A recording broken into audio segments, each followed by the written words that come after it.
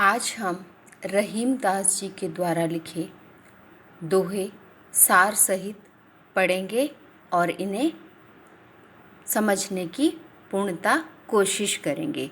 तो आइए देखते हैं पहला दोहा। कही रहीम संपत्ति सगे, बनत बहुत बहुरीत, विपत्ति कसोटी जे कसे, ते ही साचे मीत। यहाँ पर रहीमदास जी क्या कहते हैं? रहीमदास जी कहते हैं कि जो सगे संबंधी हैं, सगे संबंधी रूपी हमारी जो संपत्ति है, अर्थात जो हमारे रिश्तेदार हैं, वो अनेक प्रकार की रीतियों मतलब अनेक प्रकार के कर्म होते हैं जिनसे वो बनते हैं। कोई माता के रिश्ते में, कोई बहन के रिश्ते में वो अचानक से नहीं बन जाते। वो क्या होता है, हमारे उनसे खून के संबंध होते हैं और वही संबंध आगे चलकर हमारी संपत्ति के रूप में हमारे पास बन जाते हैं। परंतु जो व्यक्ति मुसीबत के समय सहायता रूपी कसौटी पर खरा उतरता है, वही सच्चा मित्र होता है। विपत्ति कसौटी जे कसे, जो विपत्ति रूपी कसौटी होती है एक पैमाना, परखने का पैमाना, जो उस पैमाने पर परख कर बनता है, वही एक सच्चा मित्र होता है। जो मुसीबत के समय में हमारे साथ खड़ा रहता है, हमारा साथ छोड़कर नहीं चला जाता, वही हमारा सच्चा मित्र होता है।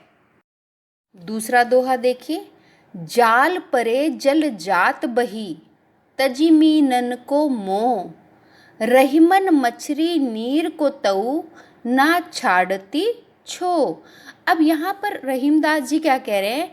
जो जल है वो जैसे ही मछली के ऊपर जाल गिरता है, वो बही माने बह जाता है, तजी माने छोड़कर, मीनन माने मछली का मोह, मछली के प्रेम को छोड़कर वह जाल में से, जाल पड़ते ही मछली के ऊपर वह मछली का मोह छोड़ देता है और जल उस जाल में से बह जाता है, उसके साथ नहीं रुकता। रहीमन मछली नीर को तऊ न छाड़ती छो। पर रहीमदास जी कहते हैं कि मछली नीर पानी का मोह नहीं छोड़ती और वह उससे दूर होने पर अपना, जैसे ही वो उससे दूर होती है, जल से दूर होती है मछली, वो क्या होती है, मर जाती है। अर्थात वह उससे प्रेम नहीं त्याग पाती और वह जल से अलग होते ही मर जाती है। जिस प्रकार मछली का मोह जल छोड़ देता है, जब उस पर मुसीबत देखता है, उस पर जाल रूपी मुसीबत आती है, तो जल क्या करता है, उस जाल में से निकल जाता है, मछली का साथ नहीं देता। परंतु मछली का मोह इतना ज़्यादा होता है जल के साथ कि जैसे उसे जल में से बाहर निकाल लिया जाता है, वह उसका बिछोह सहन नहीं कर पाती, उसका विछोड़ा सहन नहीं कर पाती और वह मर जाती है। अब अगला दोहा देखिए। तरुवर फल नहीं खात है, सरवर पियत न पान, कही रहीम पर काज हित, संपत्ति संचिही सुजान।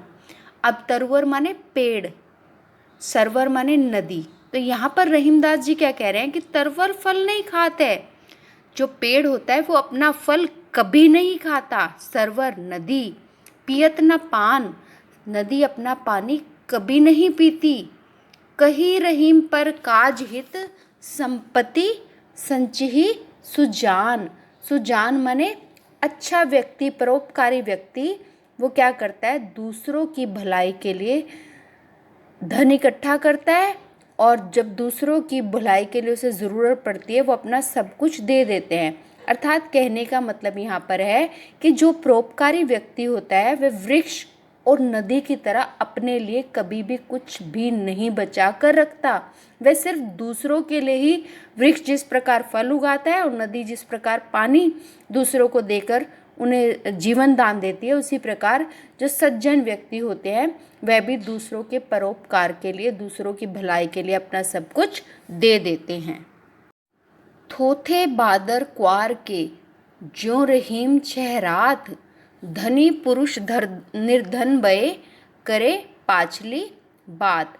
अब यहाँ पर रहीमदास जी कहते हैं कि क्वार के महीने में, यानी कि जो सावन के बाद एक महीना आता है, देसी महीना होता है ये क्वार का महीना, जैसे हमारे इंग्लिश के जनवरी फरवरी होते हैं, ऐसे क्वार का महीना देसी महीना होता है। इसमें जो आकाश में घने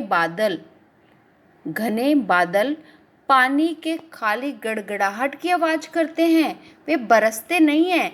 जो इस महीने में आकाश में बादल आते हैं, बादल दिखाई देते हैं हमें, वे सिर्फ गड़गड़ाहट करते हैं, मतलब शोर मचाते हैं, परंतु पानी नहीं बरसाते।